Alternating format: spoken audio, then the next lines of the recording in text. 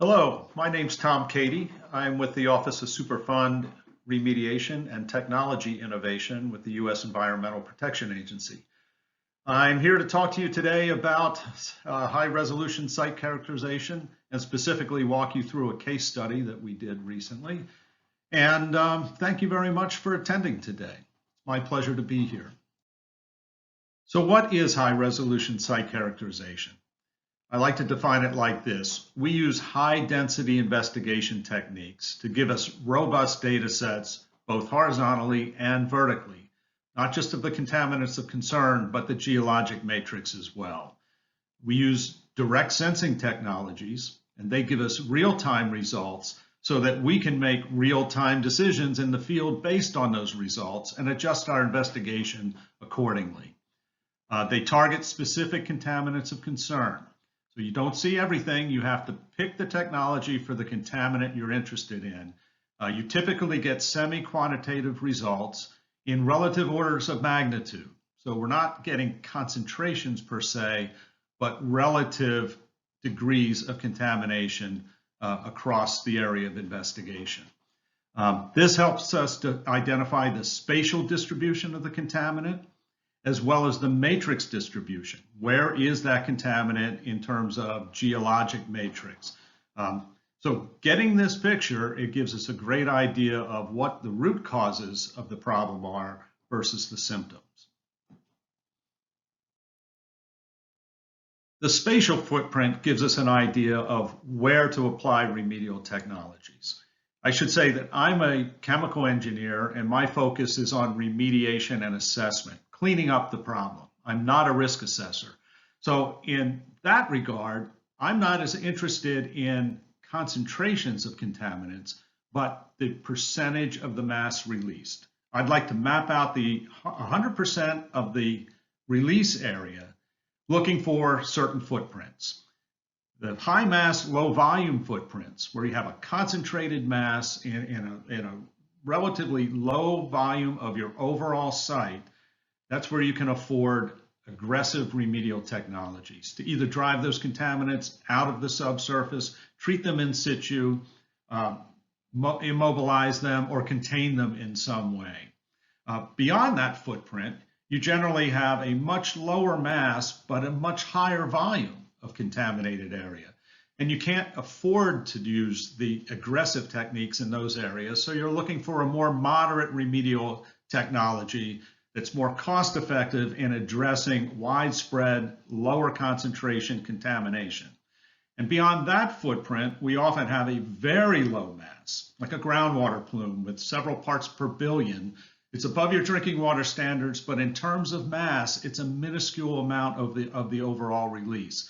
In those situations, you want a passive remediation or a polishing technique, like a passive barrier that will absorb those contaminants as they move through the barrier, or that's where you'll rely on techniques like monitored natural attenuation to make sure that Mother Nature is handling the problem from that point on.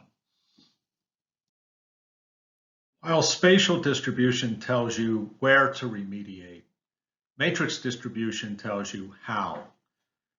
Again, we're looking for the overall mass distribution of the contaminants released.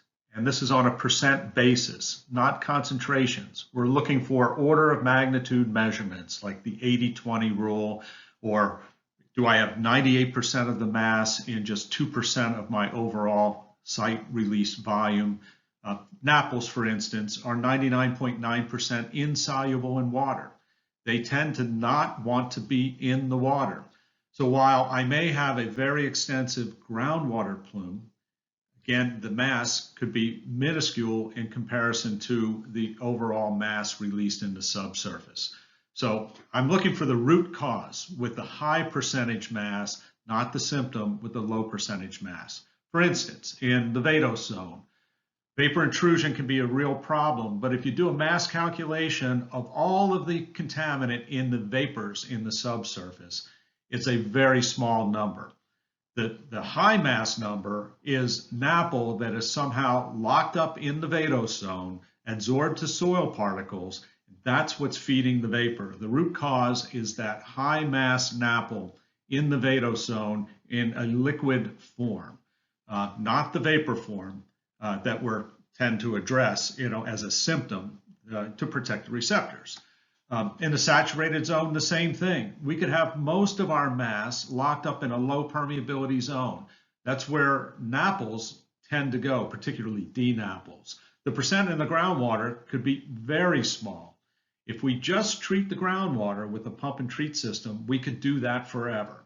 For instance, if we had a 1,000-pound release and 1 pound, because of the 99.9% insolubility of that NAPL, if 1 pound is in the groundwater and we clean up that entire aquifer to perfectly clean, we still have 999 pounds locked up in a low permeability zone that over time will just diffuse back into that aquifer, creating the exact same problem we had in the first place. So the root cause is the high mass in a low permeability matrix.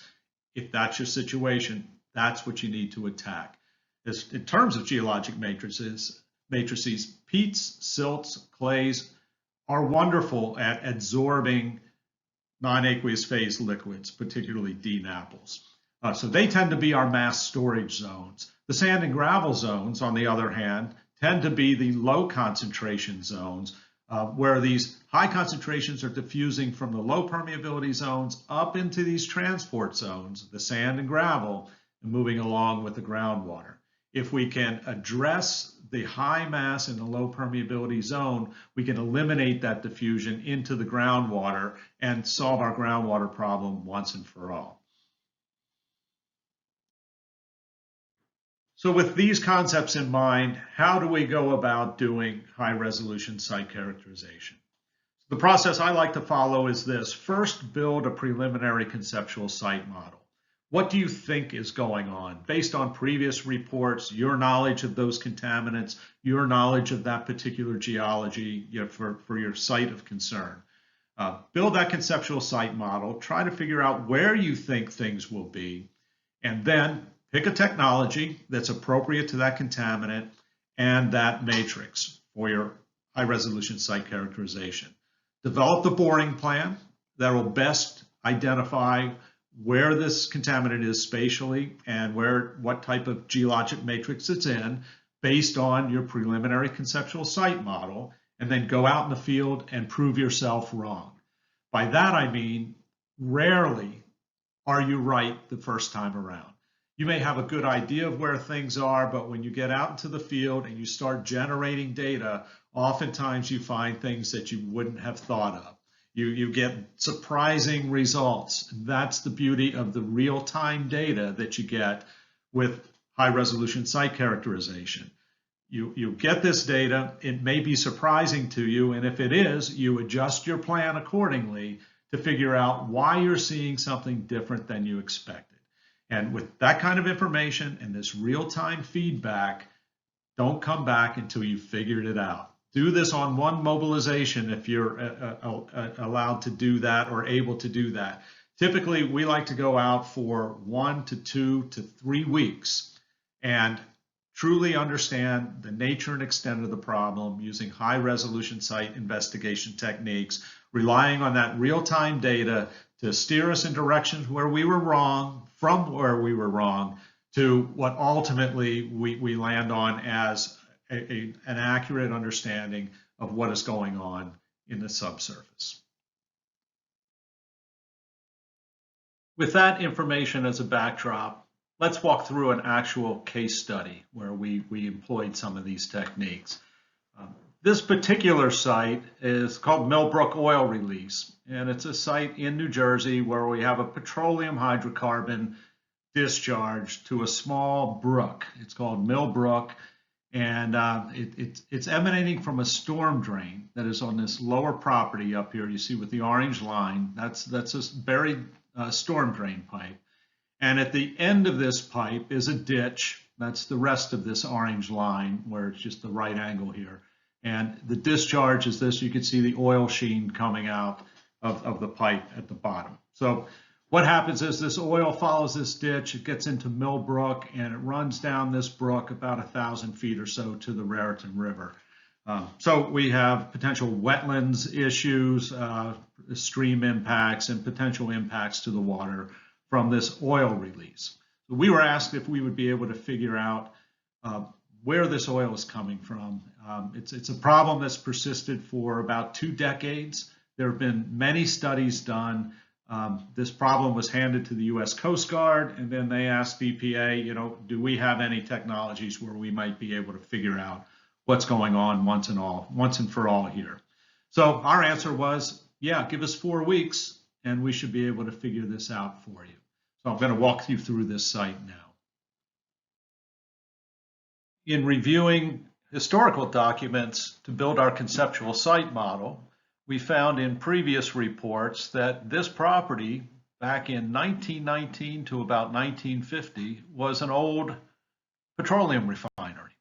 I have a photo coming up in a slide or two here where we can see this in a little more detail.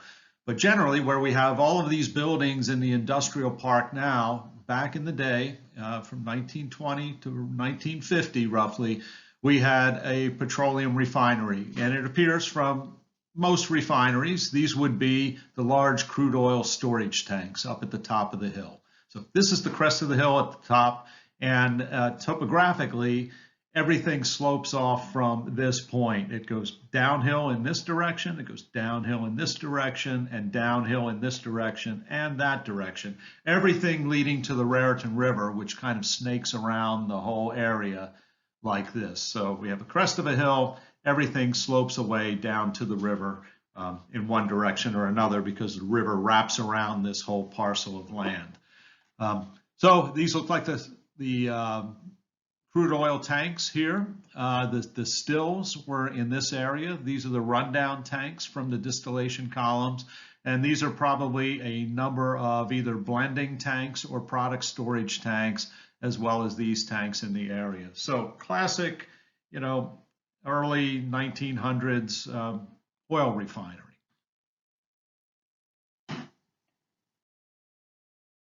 Now I'll talk about developing our preliminary conceptual site model and our high resolution boring plan. So here's our situation. I've overlaid the photo of the refinery on top of all of the industrial park buildings that we have today. So what our conceptual site model is that in the past, there was a clay borrow pit operation here. This area was known for its clay. So there is a significant clay layer throughout this entire area. Our premise was that we had a release from one of these tanks, probably one of the crude oil tanks at the top of the hill, but maybe one of the product tanks that are down below here.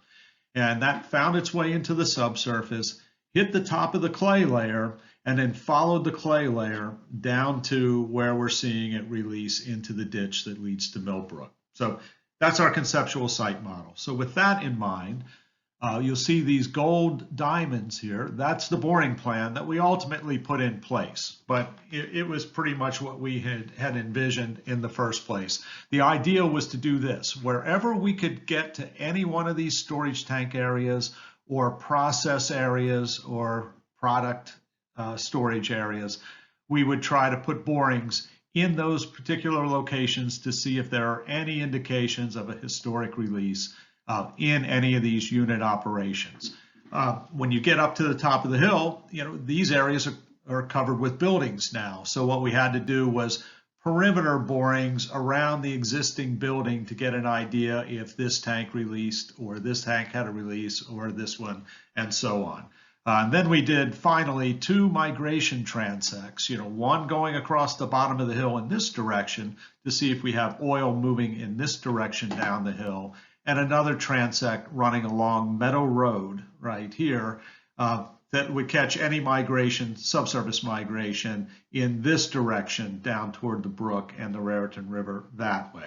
So we came up with 134 borings that we wanted to complete. It took us 17 days to do that. This was done on multiple properties. There are several owners now of these properties that was once just a single refinery.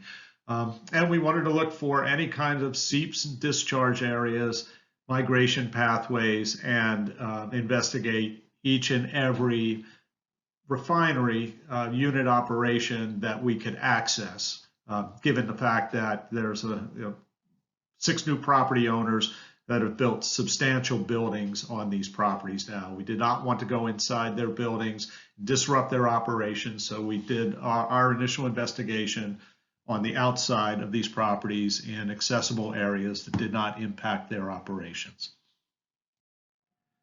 With our boring plan in place, we need to pick the technology that we'll use for this investigation. In this case, we used a cone penetrometer, which is this rig that you see right here. And this is a very heavy rig, weighs about 40,000 pounds.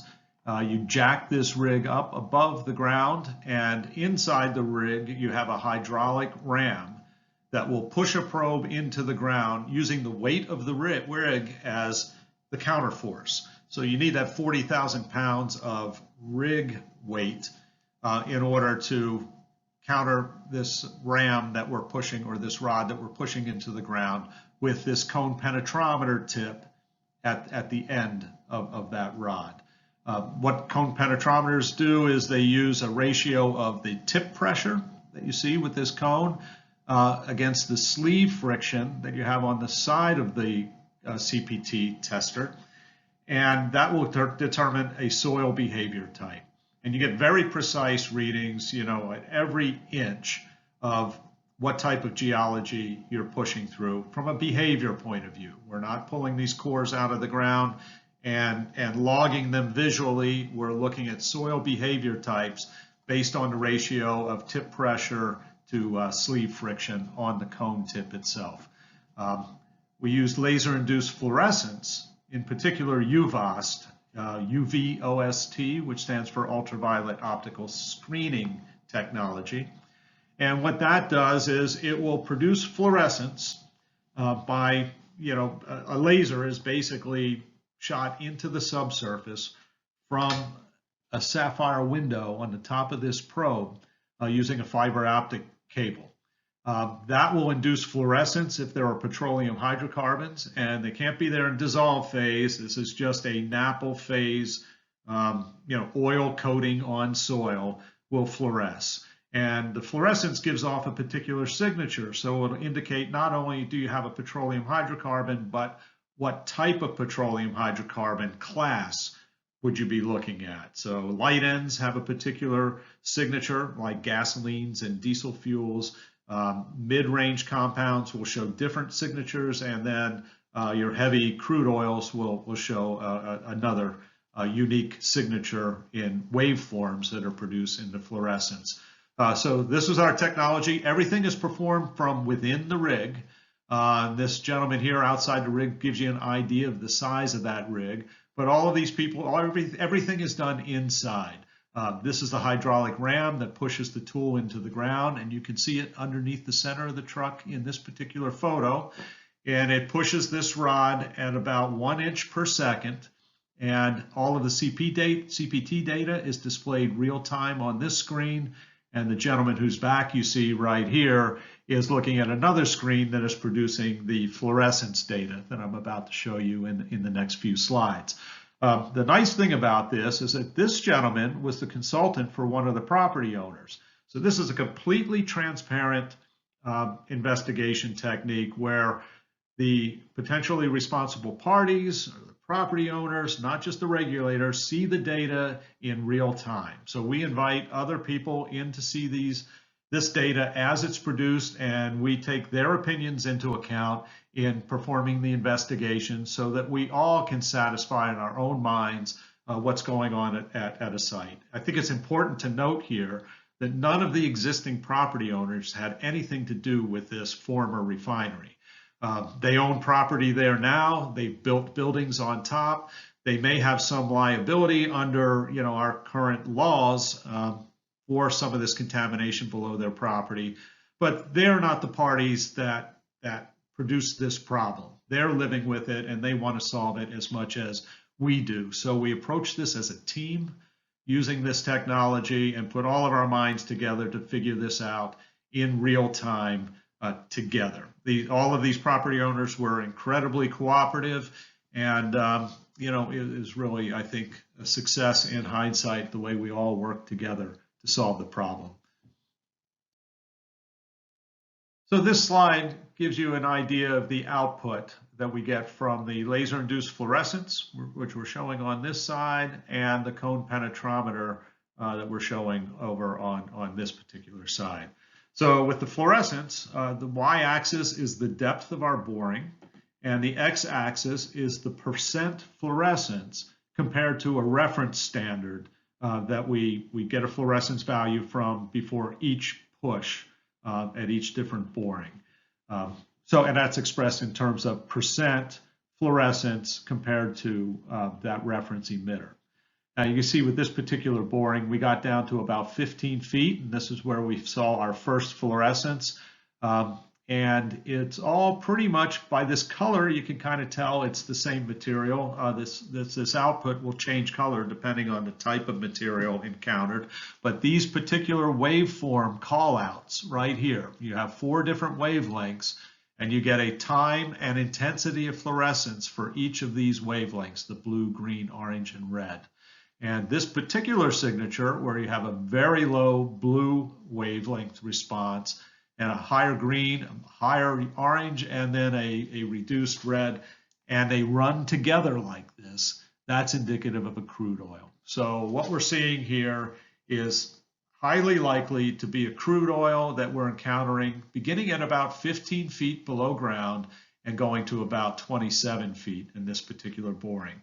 And when I say crude oil, this is not like a liquid pool of oil underground. This is contaminated soil. It's soil that is contaminated with oil. So it may be, we did do some samples, and this oil was roughly, the soil was roughly 4 to 5% petroleum hydrocarbons. So it's a dry soil that's contaminated with petroleum hydrocarbons, not free-flowing oil. On this side, you see the cone penetrometer output, and these different colors are indicative of different types of soil behaviors or soils. This beige color that you see at the very top is a sand and silty sand. This particular green is a silty sand with sandy silt. And down here, this dark blue is a clay layer, and so on. So this is defined in very, very discrete intervals as we push. So this is our geological output, and this is our contaminant output. And you can put these things side by side and get an idea of what type of fluorescence you have, what type of contaminant you have, and where, and what type of geologic matrix that might be in. Okay, where to start?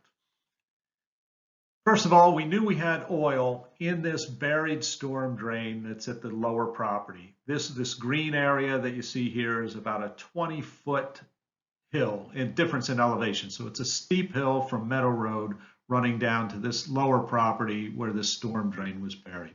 So we know we had oil that was infiltrating this storm drain along the hillside.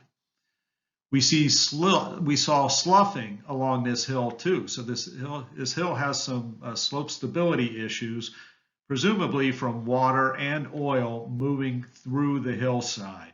And we could see various seeps along the side of the hill.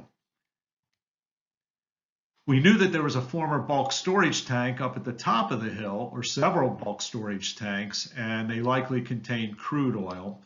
And we knew that there was a former clay pit over here to the east of Meadow Road, indicating that there was a clay layer. So again, what we thought, our initial CSM, is this oil was following the clay surface.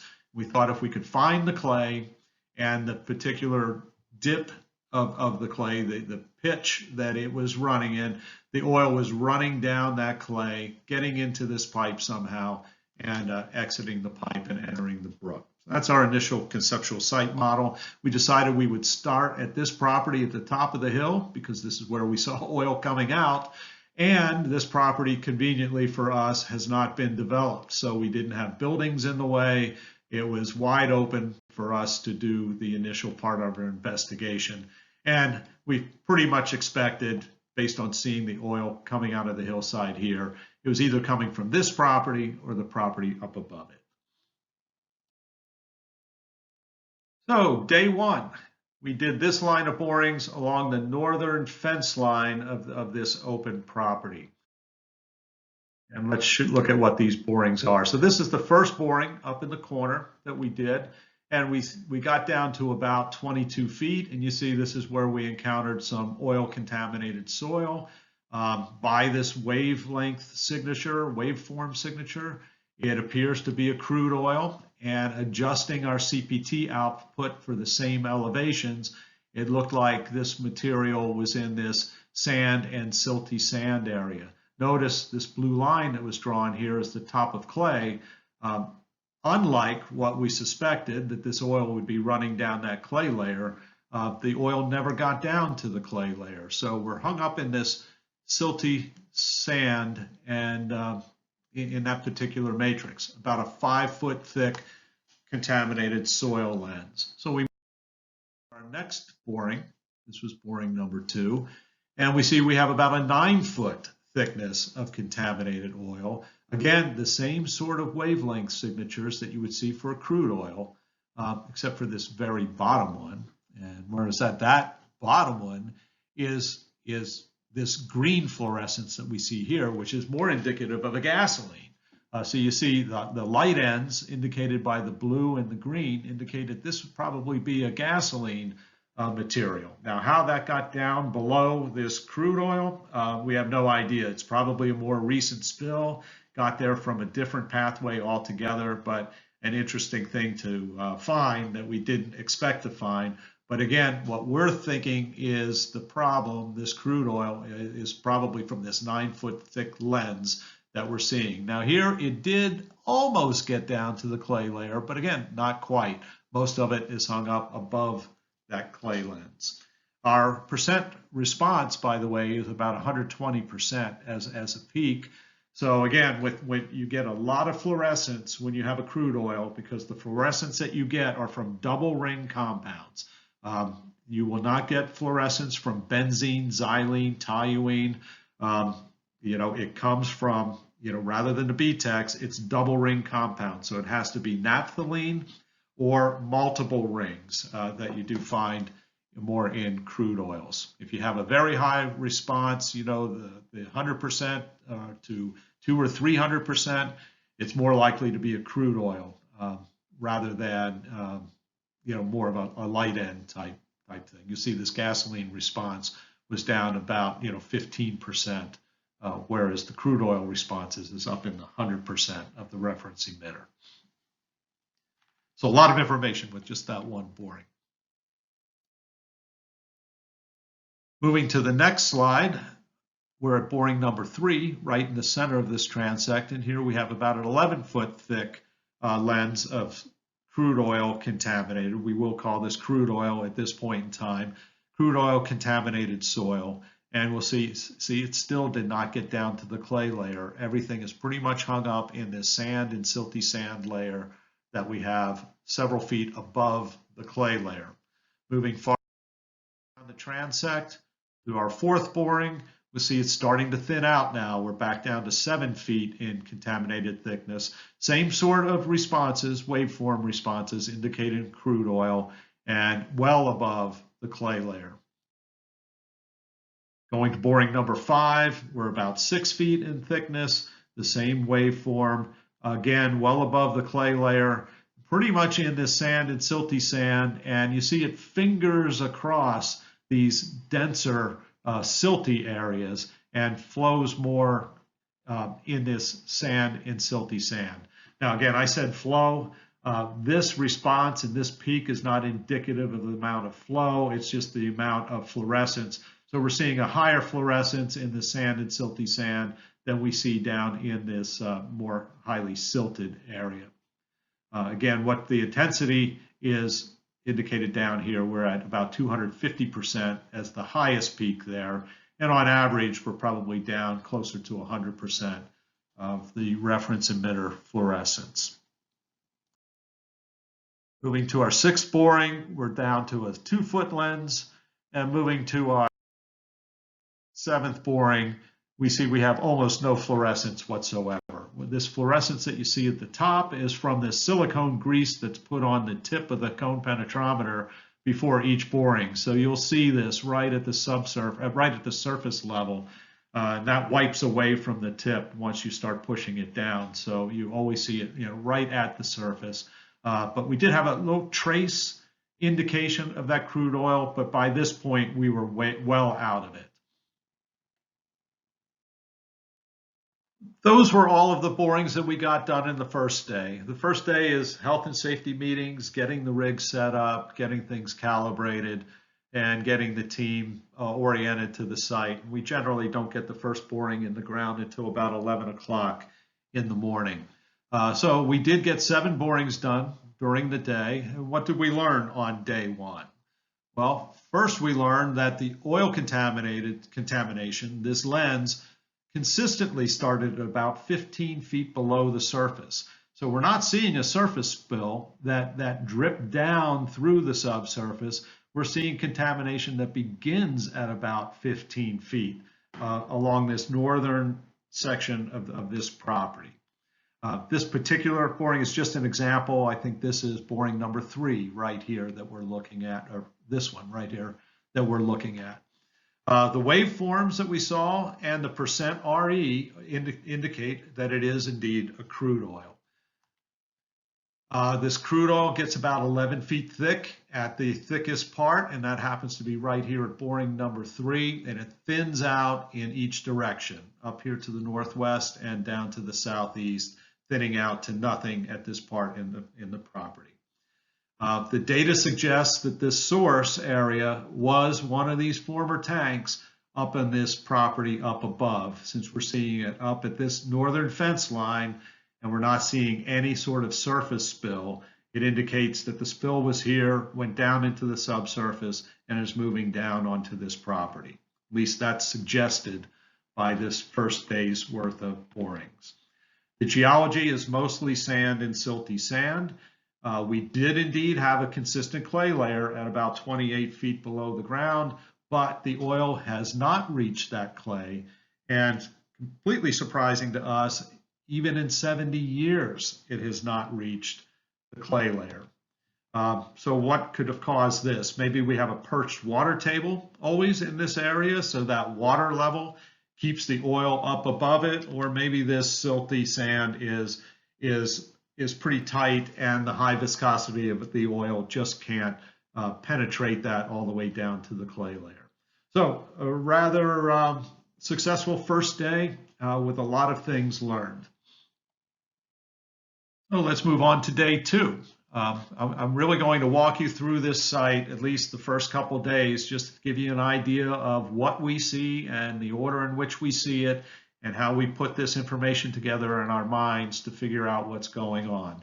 So what we wanted to do was step back and, about 25, 40 feet away from that first transect. This was our first one up here, the small icons. And we wanted to do a transect stepping out away from it. That helps give us an idea of the direction of the flow. Is it moving in this direction, or is it moving straight down? So that's why we step back along these transects to get an idea of the direction of flow. And we wanted to complete this migration pathway transect, we were calling it, along the edge of the property, because again, it's downhill in this direction, and that would help us give us an idea of where it's moving past this property and down onto the lower property, if it indeed is moving from this property down to the lower one. So with that, let's start looking at some. So this is the boring up in the corner, and we saw about 3 feet when we got down, but we hit refusal. So that could be much thicker than 3 feet. Once we got into the oil contaminated soil, something stopped the probe and we couldn't push any farther. You see, we never got down to even see the clay layer, so we're well above that. The next one, we did get down to 42, 43 feet.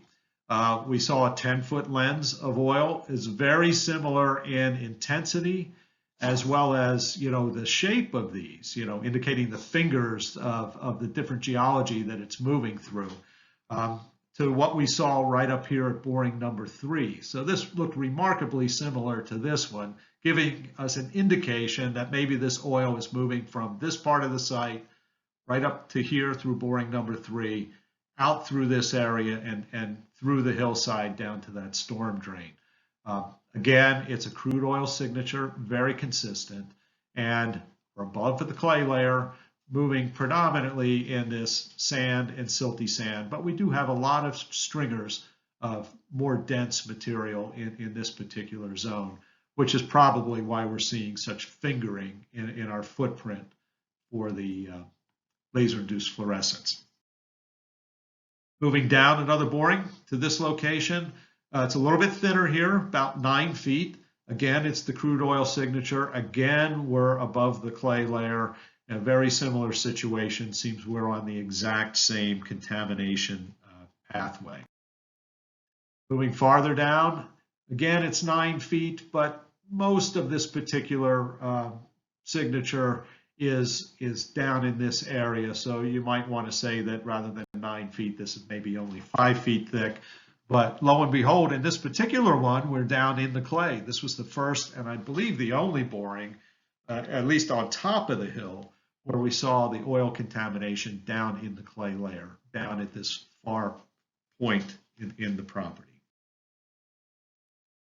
Now, we did this on another day, but because we were on a different property technically here, but I'm just showing it because I wanted to continue down this pathway. So we did a point on this lower property. And again, we saw a 7-foot thickness of oil contaminated soil, again, predominantly in the sand and silty sand. And again, it's up above the clay layer that we see. We went down another 50 feet. These transects, these points are about 50 feet apart or so. And we see very trace quantities. You know, this looks like a large peak, but if you follow it down, we're not even at 5%. RE. So this is a very small fluorescence that we saw, indicating that we're moving out of the contaminated area altogether. So predominantly, we're seeing a lot of oil contamination on this portion of the property. It appears to be moving, you know, in this direction, you know, to the southeast, and we believe that it's coming from the property up above based on all this data.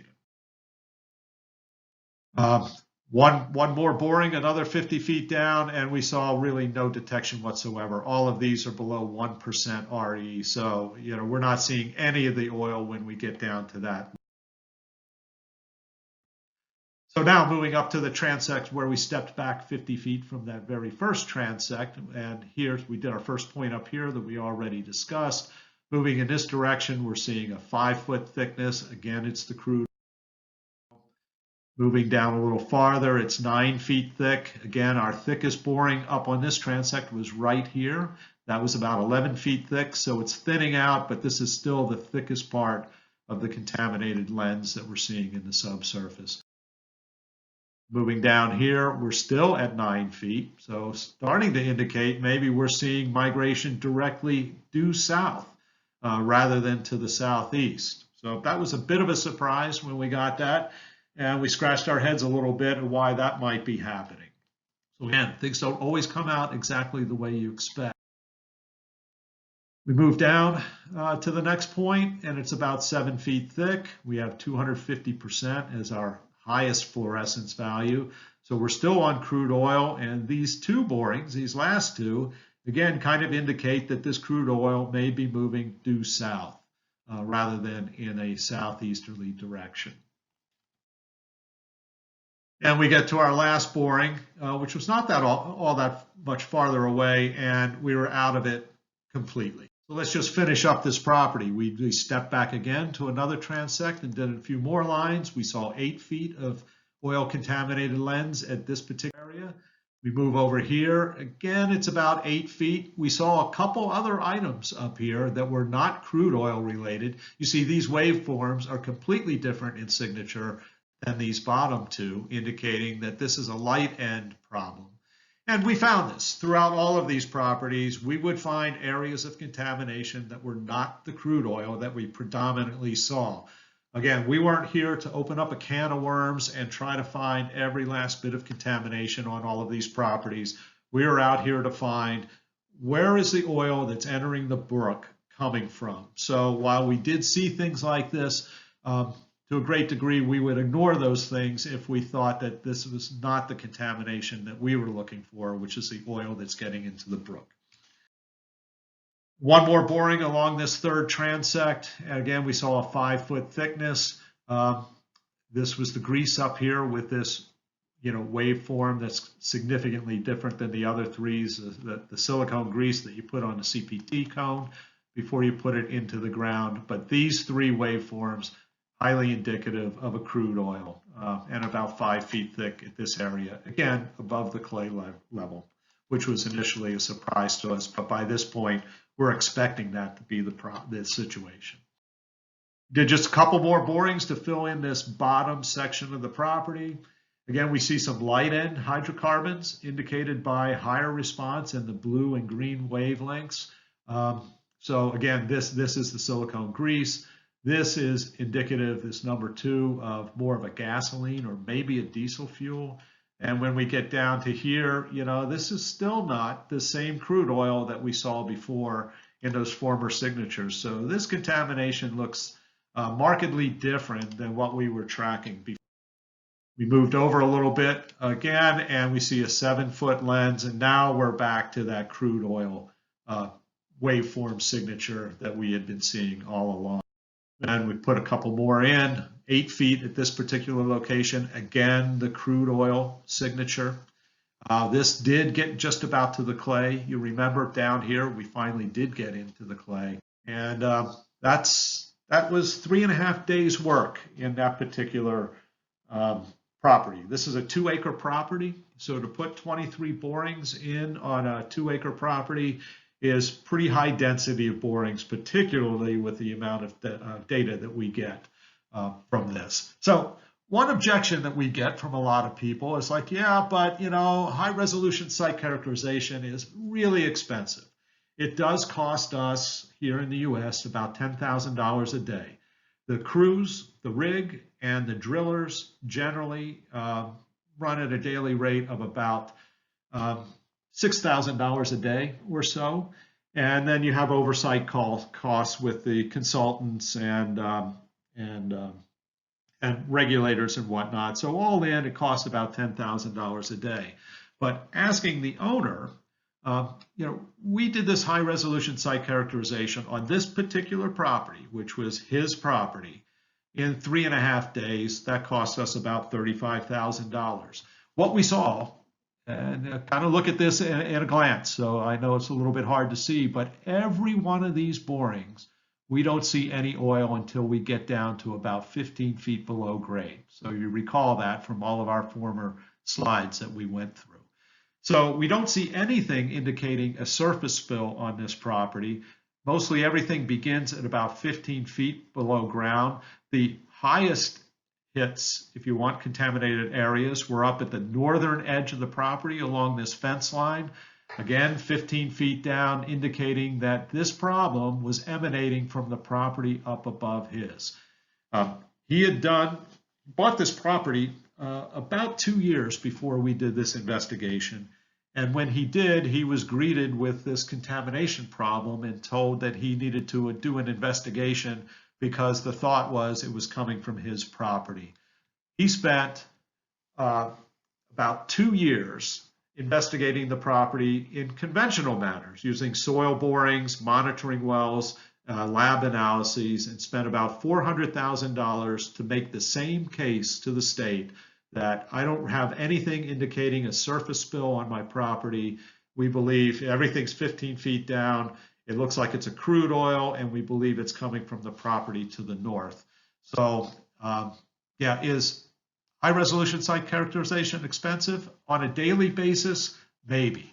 With the amount of data that you can generate, the way you can change your investigation on the fly based on results that you get, with the amount of data that you get with each and every push, we spent $35,000 to make the same argument he made, spending $400,000 over the course of 2 years. We were able to do this in 3.5 days. Now, he also had to do some remediation on the property. He spent about another $200,000 doing that. But his investigation work was about $400,000 and took about 2 years in total. Ours took 3.5 days and cost $35,000 for his particular property.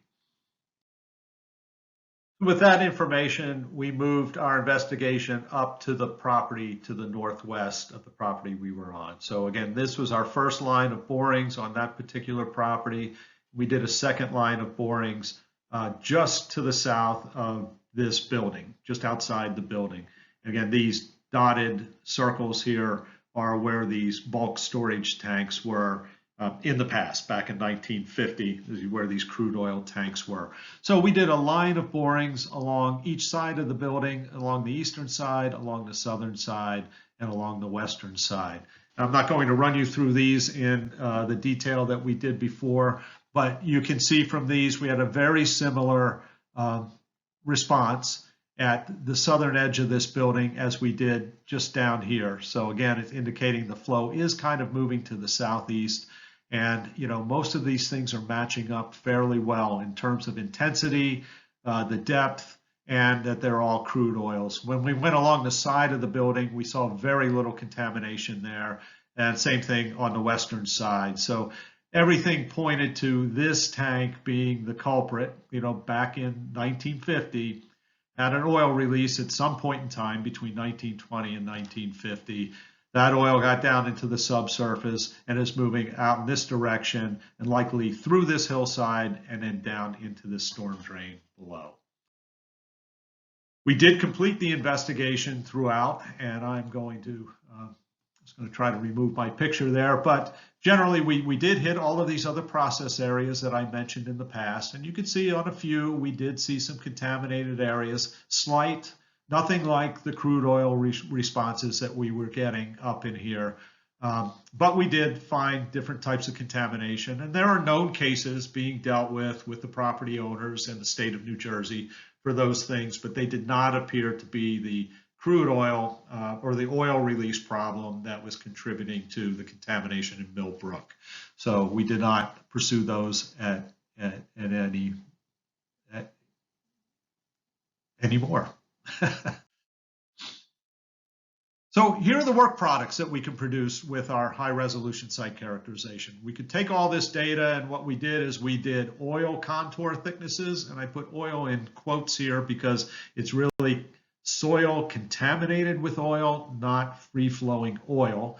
And we mapped out the thicknesses. We did a three-dimensional visualization of the crude oil. Now, again, we found some other things in these other borings. They're shown on another visualization, but what we were interested in this crude oil that looked like it went right from where this old tank used to be, right down through the property we investigated and showed you all the borings from, through the hillside. We have no data in the hillside, so that's why this depiction really shows no plume in the hill. We have no data there, but then coming out of the hillside and into the property down below, we're seeing this move, perfectly from this crude oil storage tank right down to the discharge point into Millbrook. And then the third thing that we can do is do a cross section showing an overlay of our cone penetrometer data, indicating the soil types and where we're seeing the fluorescence in that soil so that we can get an idea of how this contamination is moving through the subsurface down to the brook. So in a little more detail, this is a close-up view of the oil thicknesses. Again, they were thickest right up here at the edge of the building, and ran right along this line through the hillside directly to the discharge point that we saw at the property down below. These cross-section transects give you a lot of information of the geology. This is the transect here from A to A prime, moving right down the hillside to the discharge point. You see it directly intercepts the storm drain pipe where we're seeing oil, and that pipe has corroded over the years. There are a lot of holes in it, and oil is directly entering that pipe. We also believe it's running along the bedding material below the pipe and discharging at the outlet. But you can see, it comes down through the hillside, and we're seeing it on the other side of that pipe as well. So not everything is being intercepted by the pipe, it's moving beyond it. And as we move closer to the brook, we're seeing this same contamination. Now we're significantly lower in surface elevation, so this contamination is rather shallow down at this part of this lower property. And here's a screenshot of the 3D visualization. And my colleagues have shown you some of these 3D visualizations where you can zoom in and spin them around and look at them from all different angles. I'm not going to go into that with this presentation. So again, what did this lead to? And what it led to is, very quickly, we could see what the problem was. And, can we come up with a cost-effective solution to eliminate this problem from occurring? So here's a conceptual design idea of a remedial approach for this property that we introduced to the property owners. This piece of property right here belongs to this property owner, and this is the only portion of their property that is not paved. Their roof is 4.3 acres. So every time we get an inch of rain, more than 100,000 gallons of water are drained from this roof. Half of that, 50,000 gallons, a little more than that, drains to this paved area, which then drains into this grass swale that we have that runs along this southeast portion of the building. Once we get to this point, that swale enters into a hard pipe system and runs down through a hard pipe system to the river in this direction. But all of this area, this water, what flows into the storm drain, runs away from the site. But what doesn't, and light rains, even with heavy rains, we got a lot of ponding up in that area. That water soaks into the subsurface and soaks right in through 10 to 15 feet of oil contaminated soil.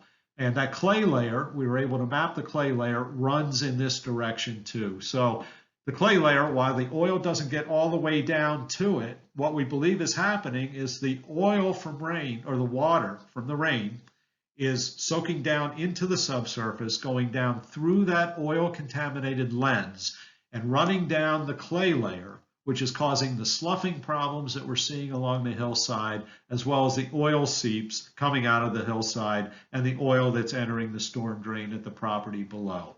So the first thing we wanted this property owner to do was to line this with an impervious liner, or somehow put in a hard pipe system so that this is not soaking into the subsurface, exacerbating this problem that we have with the hillside, with both oil and sloughing of the hillside. And they almost immediately took that action. The second action is we wanted this property owner down below, since there's significant oil with the same problem on these 2 acres, rainfall soaks into this property, and what does soak into the subsurface goes through that oil layer and again runs out into this hillside, down into this lower property. So we asked them to pave or cap this in an impervious way so we don't have infiltration into the subsurface, which again they agreed to do right away. What we decided was, let's wait a while after we do those 2 things, because it may take a year or 2 or 3 for this residual oil to make its way through the subsurface. But once we see this depleted in the subsurface, put in some sort of physical barrier at the bottom of the hill so that no more can get through this hillside and contaminate this lower property. The reason we wanted to do that was, once we have a barrier in place, now we can excavate all of this shallow contamination that we have down on the lower property, and then ultimately excavate and replace this corroded storm drain that is highly contaminated, as is the bedding material below that, and put in a new storm drain pipe in that area. And that should eliminate any oil going down, being released into Mill Brook. Finally, this is my last slide. Let's do a time and cost comparison of a high resolution approach to investigating these sites versus conventional technologies that we've used over the years. Conventional investigations that were performed out at this property were done over the last 20 years, piecemeal by property. we did a comprehensive approach where we got all 6 property owners together and said, let's look at this problem more holistically using these technologies and not isolate our investigations to individual properties. Let's take a comprehensive look at this refinery from the 1920s to the 1950s, whether it had a release, and if a release from that refinery is the culprit behind this oil release to the brook. Conventional technologies use borings, wells, and lab analytical. It can be very costly, as I showed you in that one example with just that one property owner spending about $400,000 to do that. We used cone penetrometer with laser-induced fluorescence, and we did about 134 borings over our 17-day period. Conventional investigations have been going on out at these properties for the past 20 years. They've not just investigated this particular issue, but others as well, and there have been remediations. But this oil discharge has been one of the issues out at these properties for the last 20 years and never really solved. We did our investigation in less than 4 weeks. The investigations into this specific oil problem at these properties have totaled about $1 million over this 20-year period. Ours was almost $170,000 for the work that I showed you. The conventional technologies never really came up with a definitive conceptual site model of what the root cause was, what the pathway was, and how we were getting this oil discharge at the creek. Whereas the high-resolution investigation very quickly pointed out what the problem was, where it emanated, and how it got to the discharge point in less than 4 weeks. The conventional investigations pretty much led to managing the symptom. What has been done for 20 years out at this property is deploying boom at the discharge in the creek, adsorbent boom, so that it would suck up the oil and not move down the creek. And then periodically you have to go out and gather up that adsorbent boom, drum it up, dispose of it, and redeploy new adsorbent boom. And over the course of a 20-year period, that becomes a very costly endeavor. Our effort was we were able to identify a cost-effective remedy. It still remains to be seen if everything will work the way we expect that it does, but it addressed the root cause. We believe the root cause was the release from that one bulk storage tank that used to be under where that building is currently located at the top of the hill. But more importantly than that, we think that it was the water that drains from that roof. Again, it's 4.3 acres, more than 100,000 gallons for every inch of rainfall.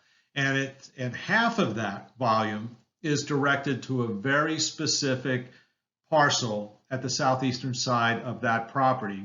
And anything that drains down into the subsurface goes through that oil layer and runs down the clay layer, through the hillside into the storm drain. So really it's the water that's carrying the oil rather than the oil flowing down the hillside itself. So we have oil contaminated soil with high volumes of water that are artificially directed down to percolate down through that oil and out through the hillside, which ultimately infiltrates the storm drain system and enters the brook. So I hope you enjoyed this presentation. It's one of many that we've done, these high resolution investigations, and I hope you can glean from this, the amount of information that you can glean in just a short period of time and come up with cost-effective remedies, working with all parties in real time in a very transparent and team-like way to solve these problems as quickly and as cost-effectively as possible. Again, thanks for your attention. It's been my pleasure to talk to you today.